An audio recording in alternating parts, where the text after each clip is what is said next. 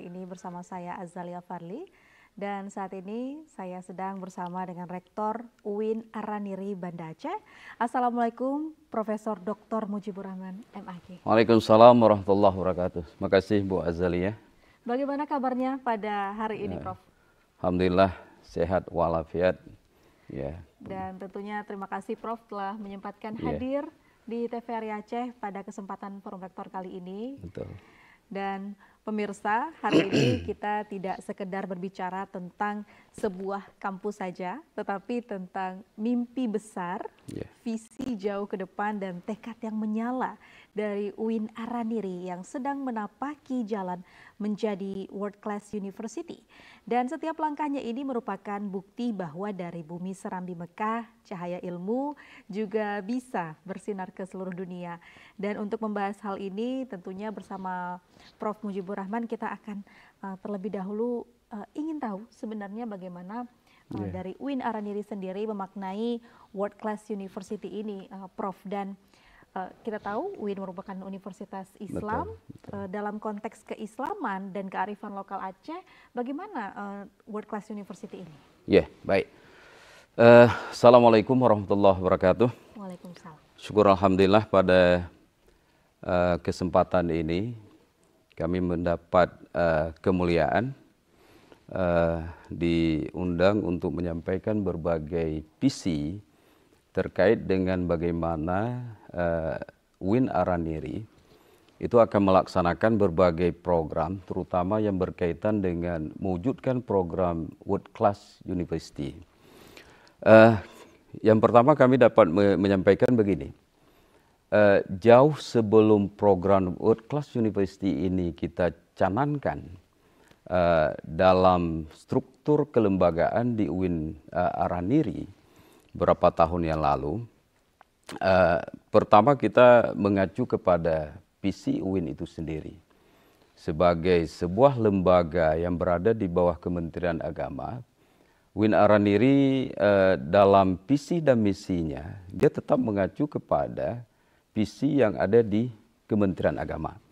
Dalam hal ini visi UIN kita sendiri itu adalah dalam rangka mewujudkan universitas yang bertaraf internasional, modern, profesional, kemudian handal dalam aspek keislaman, kemudian kebangsaan, keuniversalan, dalam rangka mewujudkan masyarakat yang soleh, ya, kemudian cerdas dan unggul.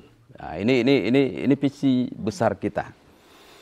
Dalam mewujudkan visi besar kita ini, setelah kita memperoleh katakanlah di akhir tahun 2023, Desember 2023, Araniri secara akreditasi perguruan tinggi, kita telah mendapatkan akreditasi unggul dari BAM PT dengan kriteria dengan nilai akreditasi perguruan tinggi dalam BMPT itu dengan nilai yang sangat tinggi.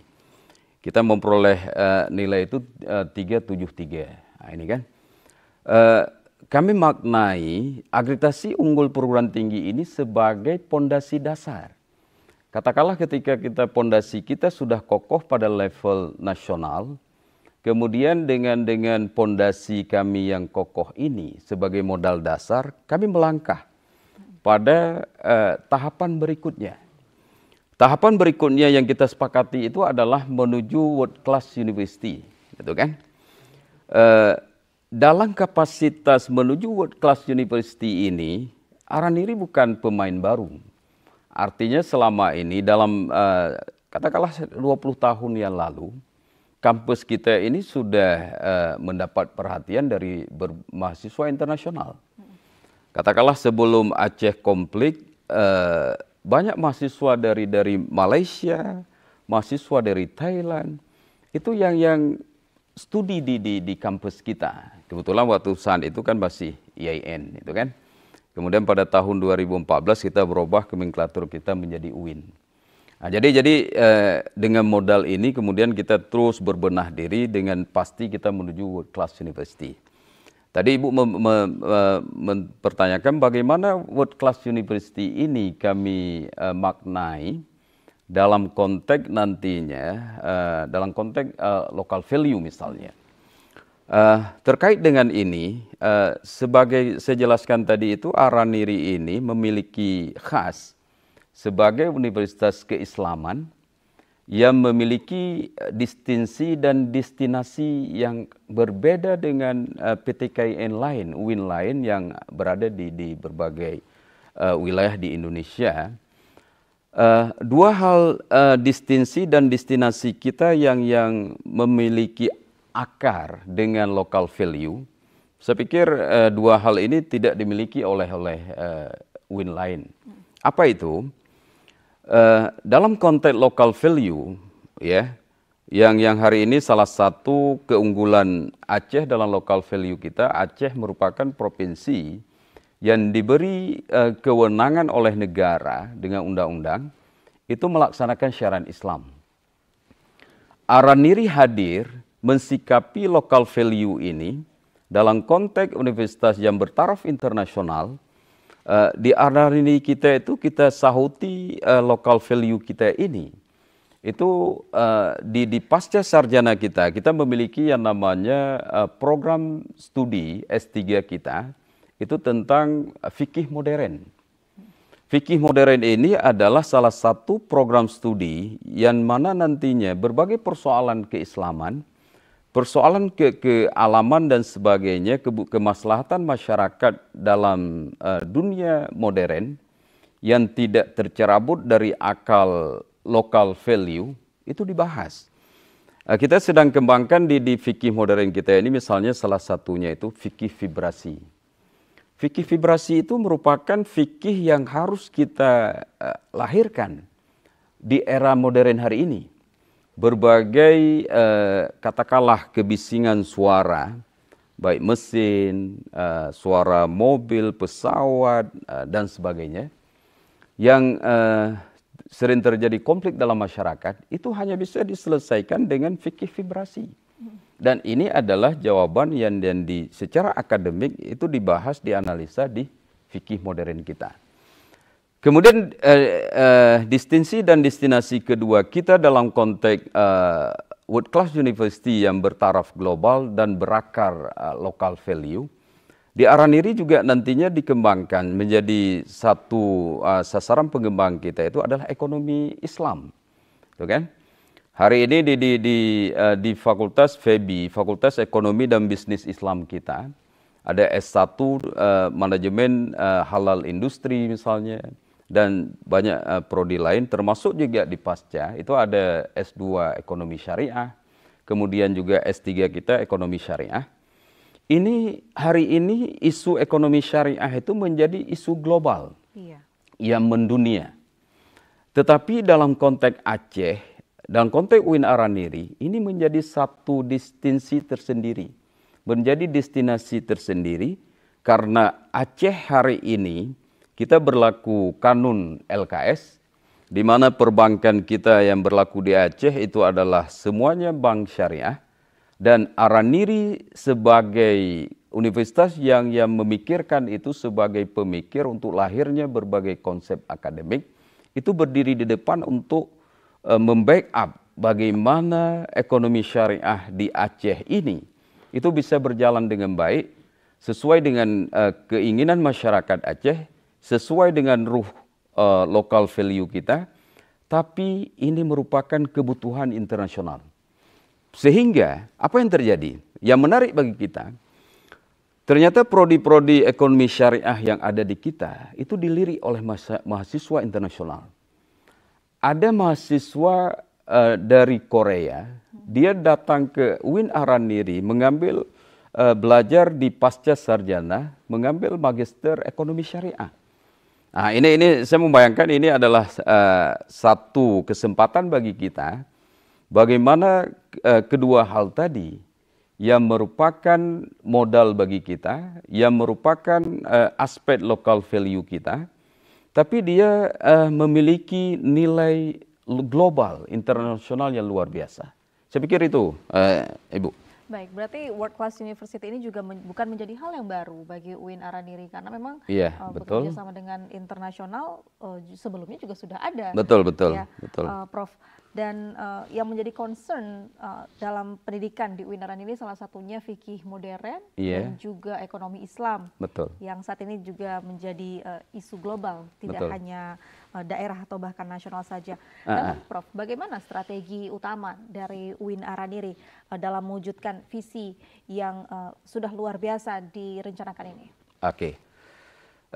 Ketika kita merumuskan bersama, katakanlah seluruh elemen civitas akademika di UIN, ketika visi World Class University ini kita cetuskan bersama, itu kami bahas di Senat Institute, kemudian kita bahas dalam level unsur pimpinan perguruan tinggi, kemudian juga kita diskusi dengan berbagai elemen dosen, masyarakat, tendik, dan sebagainya. Kemudian secara terukur, kita perjuangkan ini secara terus-menerus sehingga isu World Class University bagi UIN Araniri itu nantinya jangan dicibir oleh orang lain. Dianggap ini kan apa istilahnya itu, ide besar, tapi kemudian untuk mewujudkannya itu sulit sekali, kemudian tidak bisa dicapai dan sebagainya. Kami terus berusaha. Salah satu hasil yang kita usahakan yang dengan konsisten dan terukur tadi, ketika visi World Class University ini kita wujudkan, kita canangkan. Kemudian saya secara pribadi sebagai rektor, itu terus melakukan lobby ke berbagai pihak.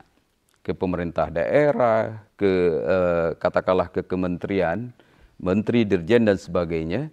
Dan juga kita diskusi, melakukan lobby, pembahasan juga dengan Bappenas dan sebagainya.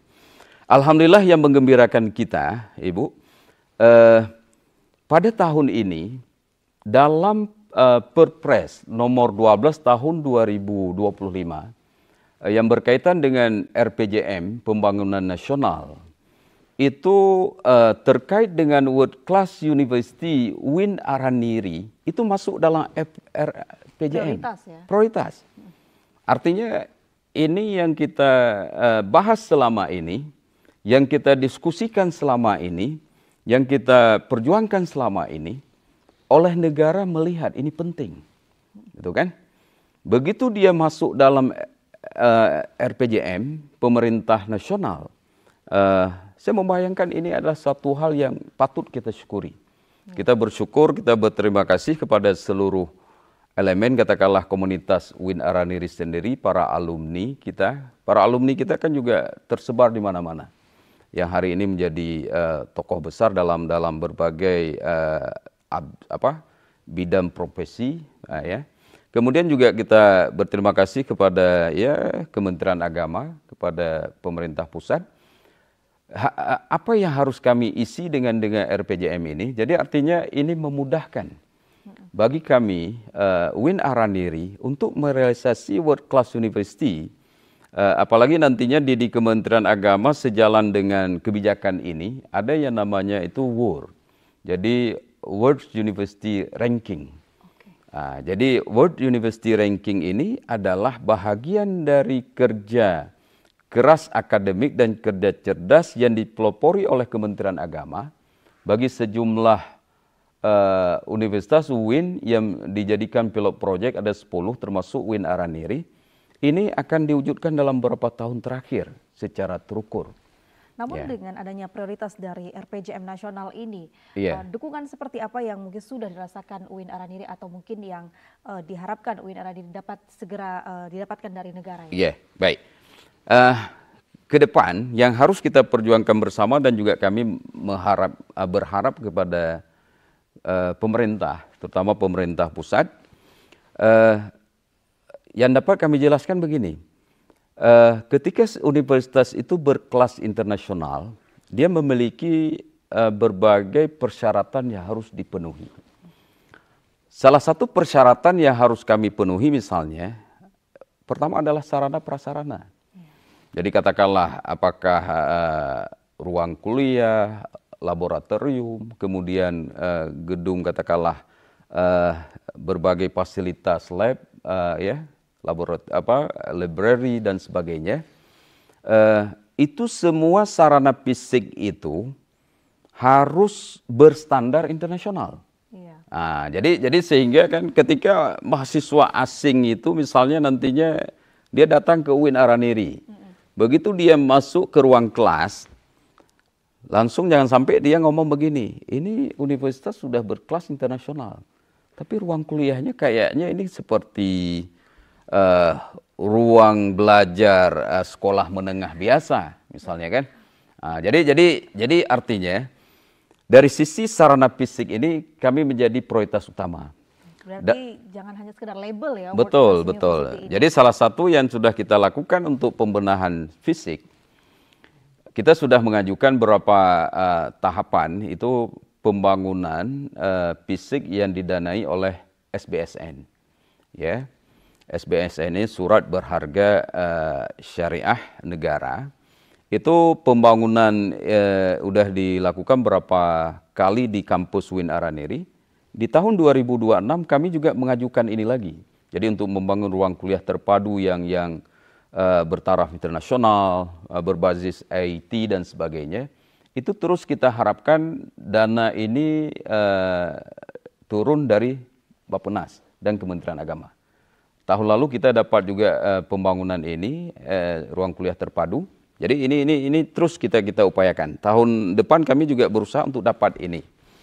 Kemudian yang kami lakukan juga, kita sudah mengajukan proposal PHLN. Pembangunan yang didanai oleh hibah luar negeri. Bantuan hibah luar negeri, kita sudah ajukan dana sekitar 1,5 triliun.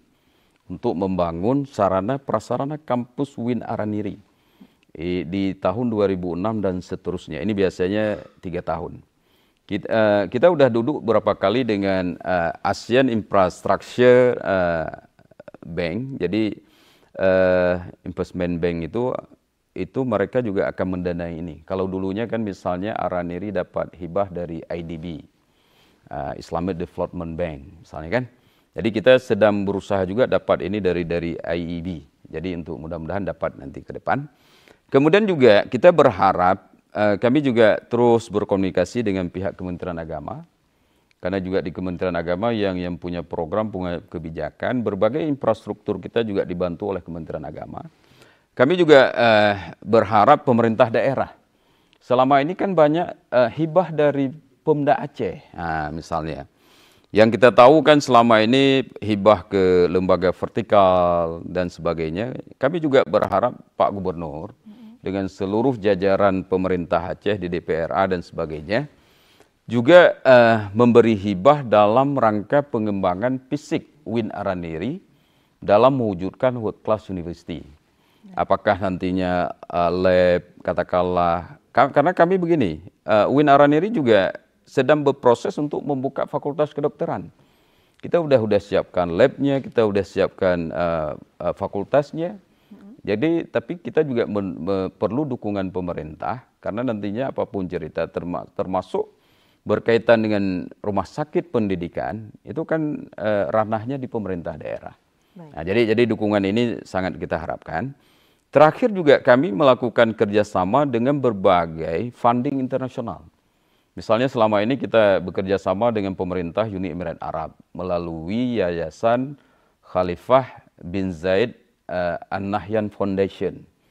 Kemudian dengan pihak Turki, dengan pihak perbankan, jadi baik Bank Syariah Indonesia, Bank Aceh misalnya, BTM dan sebagainya.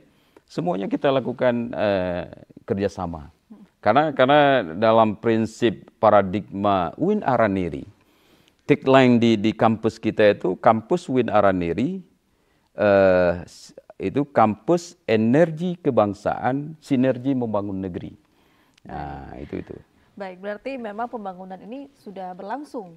Yeah. Sudah berlangsung ya, Betul. Prof. Yeah. Dan selain pembangunan fisik, pasti perlu juga untuk meningkatkan SDM dalam menghadapi World Class University ini. Tapi sesaat lagi akan kita bahas bersama Prof. Mujibur Rahman. Tetap saksikan Forum Rektor. Baik, terima kasih.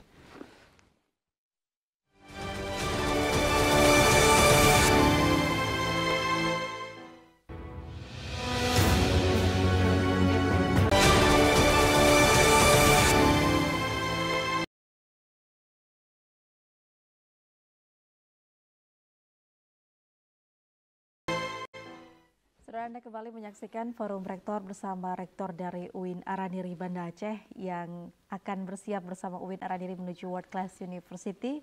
Dan selain infrastruktur tentunya SDM dari kampus sendiri itu sangat penting. Betul. Ya Prof, ya, untuk menuju World Class University. Salah satu ini syarat menuju WCU adalah penguasaan bahasa pastinya. Betul. Ketika bahasa menjadi jalan komunikasi, apalagi bahasa internasional seperti bahasa Inggris dan Arab. Dan apakah mungkin bahasa ini dapat menjadi suatu kendala juga dalam internal kampus untuk menuju WCU ini?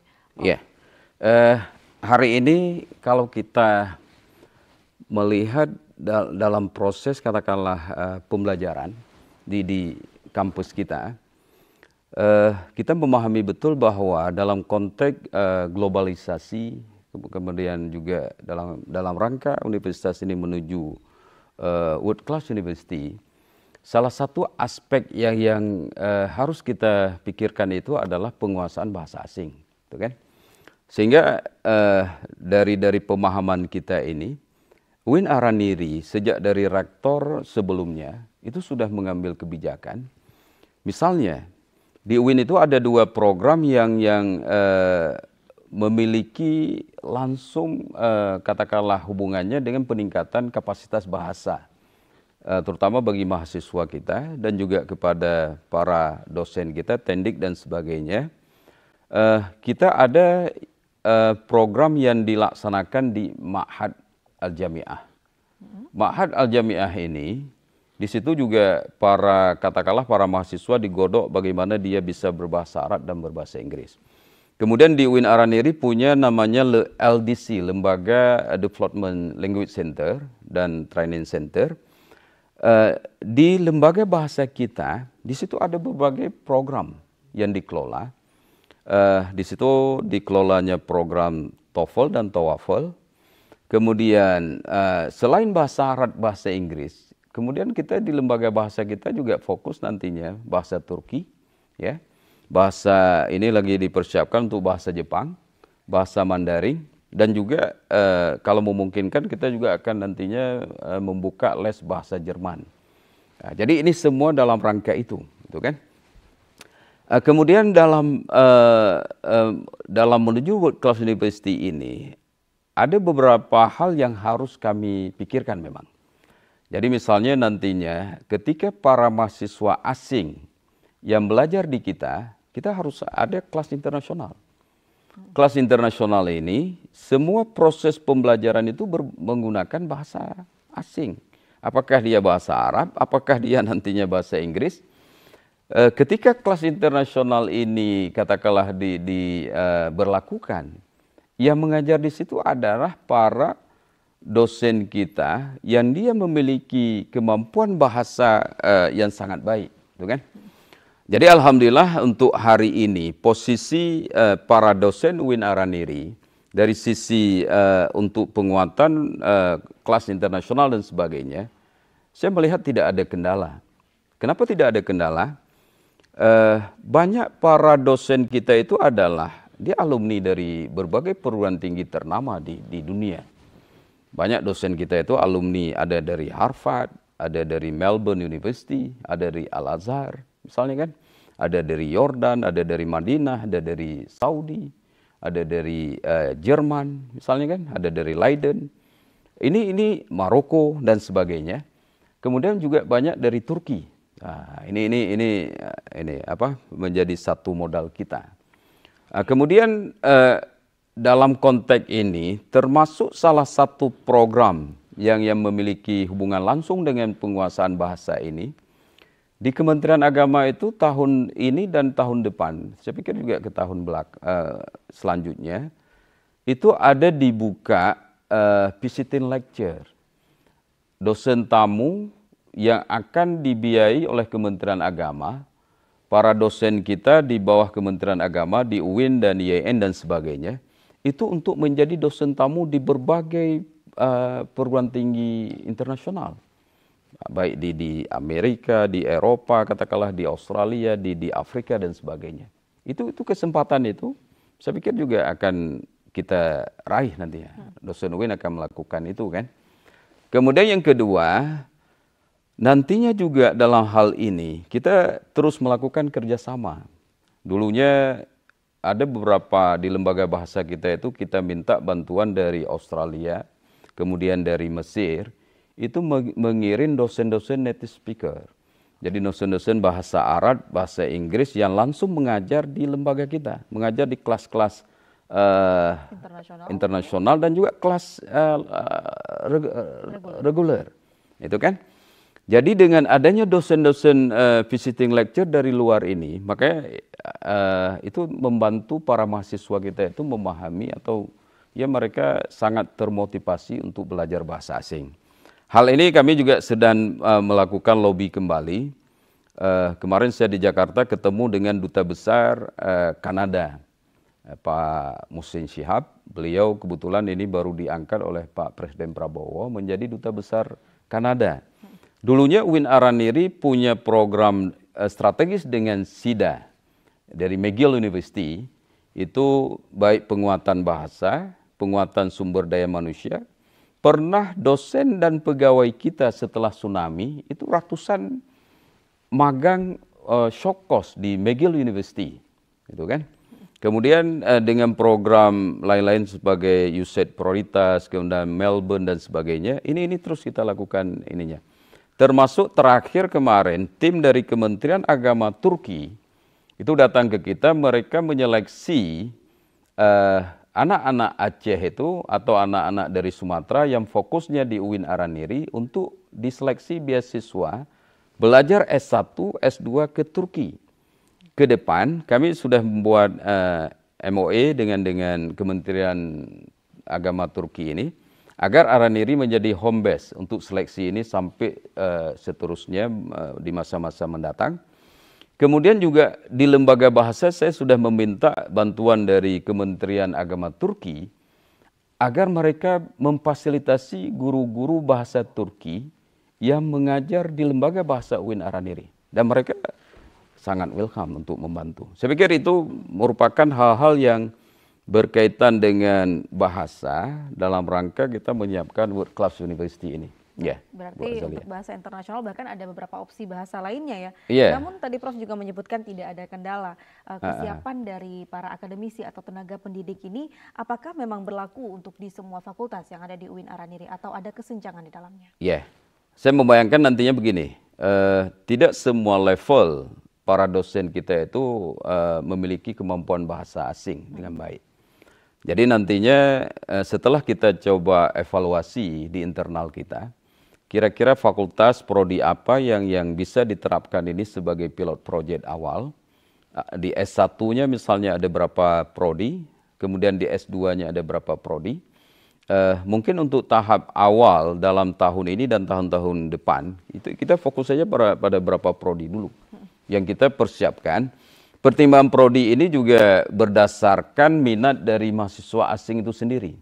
Yang dia selama ini datang atau kuliah di UIN Araniri, kita melihat misalnya mereka ingin mengambil, katakanlah seperti tadi saya jelaskan, ekonomi syariah misalnya.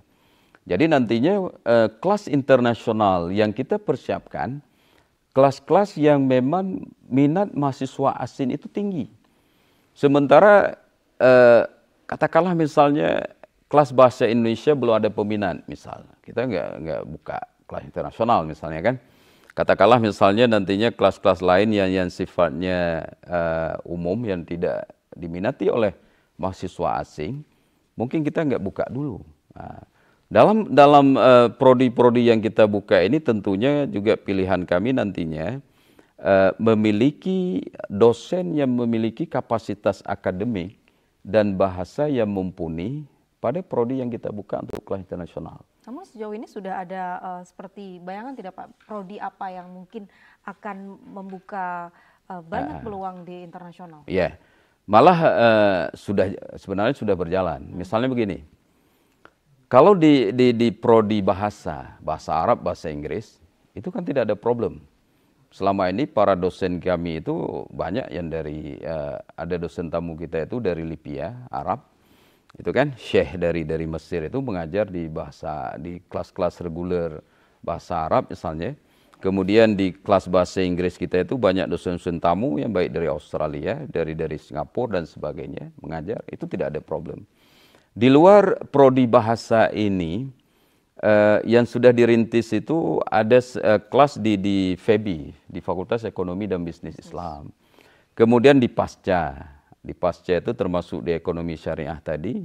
Kemudian di prodi S2-nya bahasa Arab di Pasca juga banyak, ada mahasiswa dari Somalia, ada mahasiswa tadi yang dari Palestina.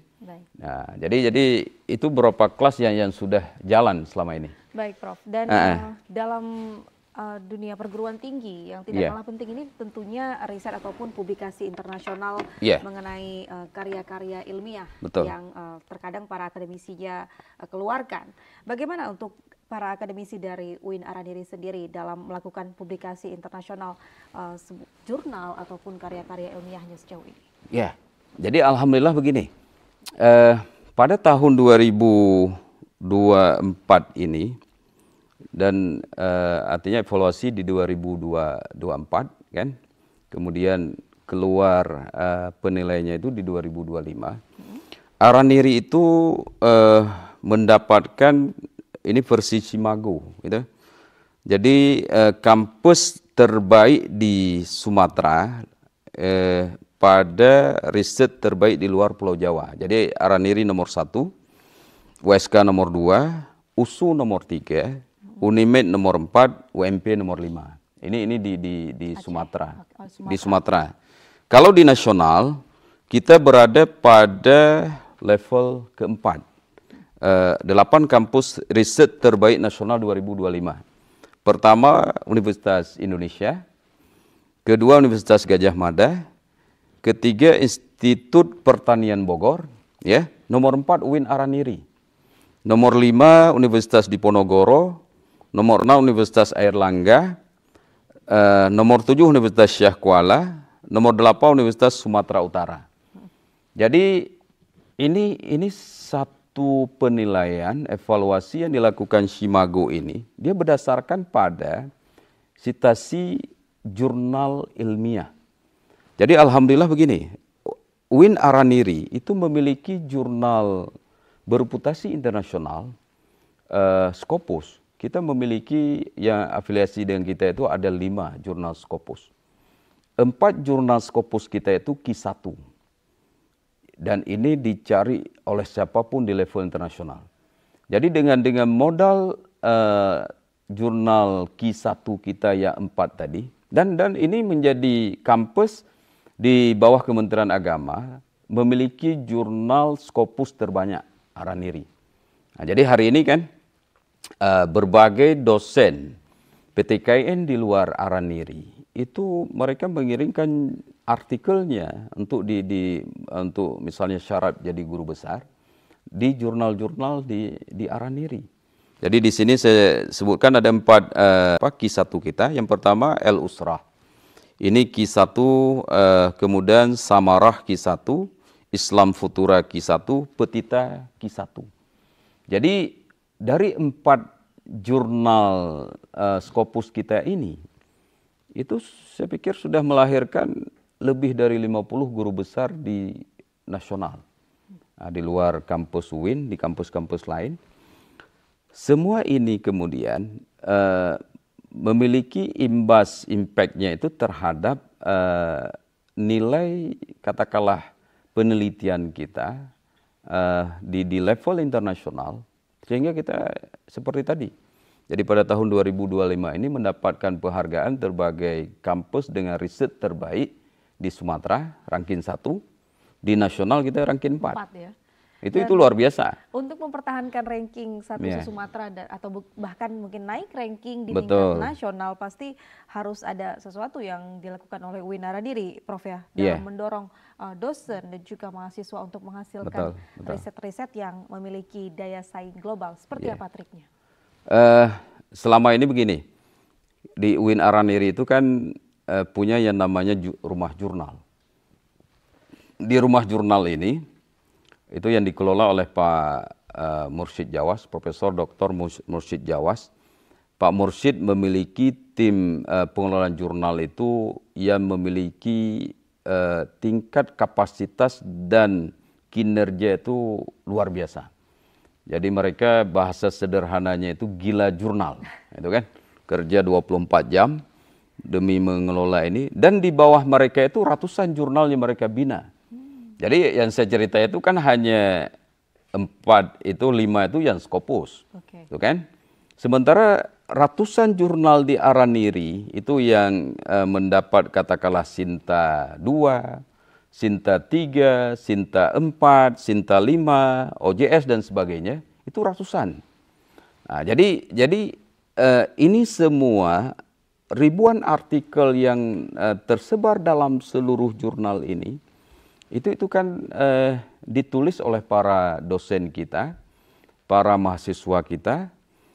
Selama ini kita membuat kebijakan agar ini terus mengalami peningkatan dalam kapasitas penelitian dan sebagainya. Kita tiap tahun itu kita anggarkan dana penelitian. Dana penelitian ini dari anggaran kita minimal 30%. Dana inilah yang kemudian diberikan kepada para dosen. Para dosen dalam mendapatkan dana penelitian ini nantinya dia disyaratkan misalnya yang dapat hibah nasional, hibah katakanlah kapasitas perguruan tinggi dan sebagainya, itu hasilnya itu nantinya mereka dari penelitian itu menghasilkan artikel yang dipublish di jurnal-jurnal bereputasi, baik internasional, nasional, dan sebagainya. Dan juga kami nantinya juga kebijakan yang kita buat satu lagi begini, dan ini saya pikir juga punya konsekuensi logis dengan peningkatan kapasitas penelitian kita.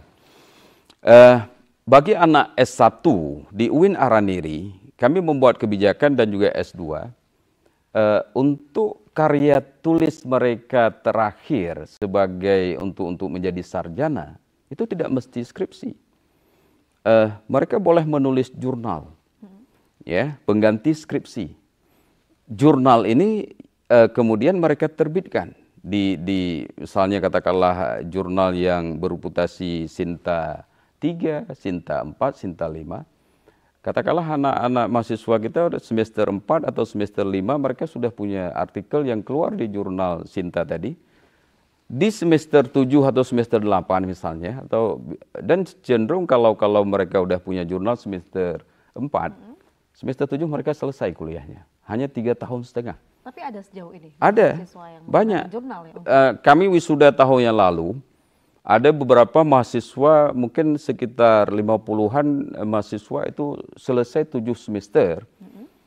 Kebanyakan mereka yang selesai 7 semester itu memiliki artikel jurnal, bukan menulis skripsi. Nah, ini juga satu kebijakan yang kita lakukan. Iya. Yeah. Baik, Prof. Perbincangan kita memang semakin seru sekali, apalagi menuju UIN World Class University ini. Betul. Tapi akan kita sambung dalam forum rektor usai jeda berikut ini. Iya, baik, terima kasih, Bu.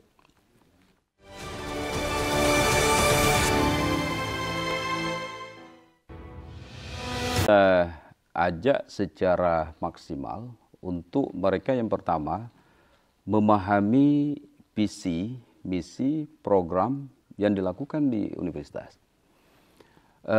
Bagaimana kita memberi sosialisasi, menjelaskan kepada seluruh warga kampus itu tentang visi katakanlah universitas.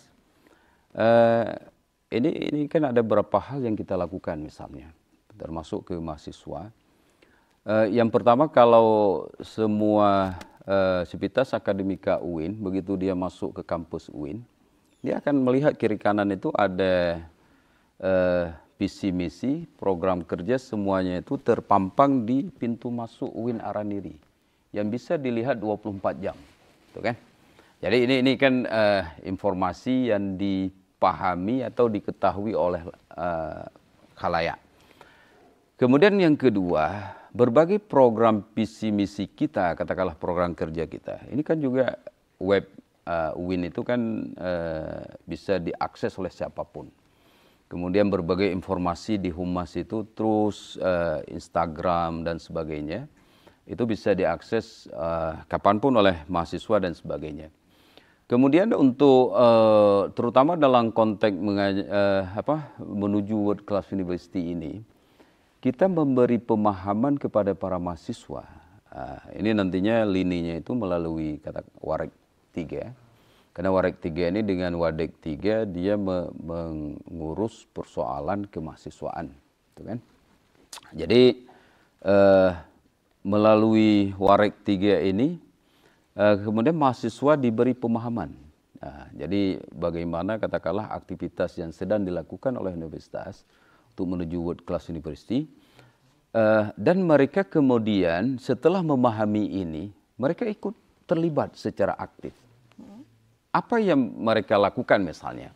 Contoh, berbagai event international seminar, mereka menjadi peserta, menjadi panitia, sehingga kegiatan-kegiatan yang bertaraf internasional, mereka ikut di dalamnya. Itu kan? Kemudian kemarin misalnya ketika kita melakukan pengabdian internasional di beberapa negara yang sudah dilakukan, baik di Malaysia, di Thailand, di Turki, di Jerman, itu mahasiswa kita itu melakukan pengabdian internasional. Artinya ketika mereka ikut dalam pengabdian internasional, mereka sudah berpartisipasi mewujudkan UIN Araniri itu bertaraf internasional, misalnya kan.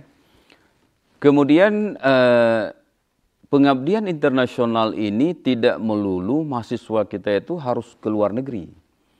Karena dalam konteks kelembagaan di BAM-PT itu ada juga nantinya ketika katakanlah berbagai universitas di luar, mereka berkolaborasi dengan kita membuat pengabdian di Aceh katakanlah. Misalnya Osaka University.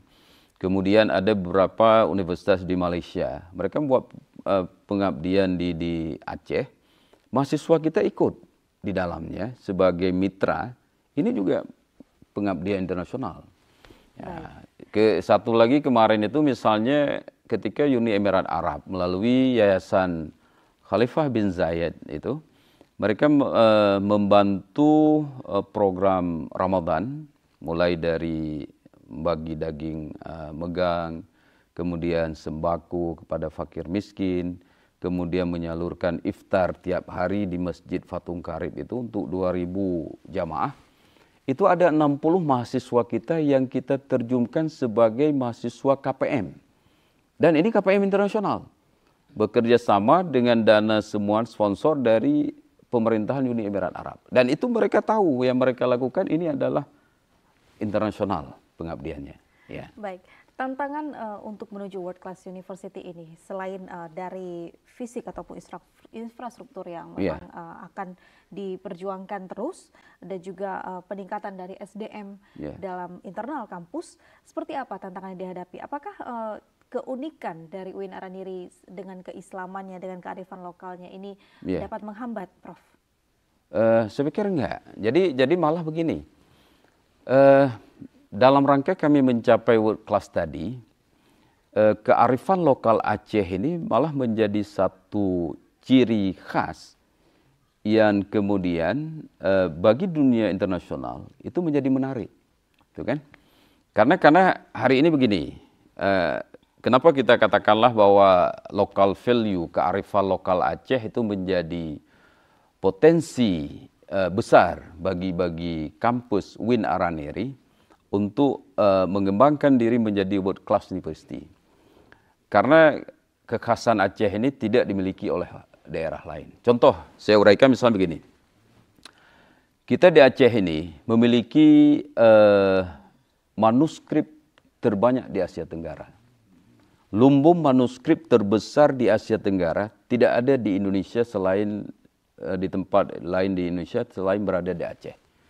Ribuan manuskrip yang ada di Aceh, ini yang hari ini baik tersimpan katakanlah di Museum Aceh, kemudian di museum-museum pribadi, di pesantren, di rumah-rumah pribadi, ini menjadi khazanah yang diteliti oleh peneliti internasional, ya, kekhasannya itu, kemudian berbagai peneliti internasional itu datang ke Aceh untuk melihat kekhasan ini. Makanya nantinya di Araniri rencana kami juga selama ini kan kita sudah bekerja sama misalnya dengan Leipzig University. Dengan Leipzig University itu melakukan yang namanya digitalisasi manuskrip. Jadi sehingga setelah tsunami oleh Leipzig itu dia membuat dengan teknologi Jerman itu dua fotokopi dingin. Satu tinggal di Leipzig University, satu dikirim ke Aceh. Di Museum Aceh waktu itu untuk kita lakukan digital. Dan ribuan manuskrip kita udah digitalkan. Dan nantinya kalau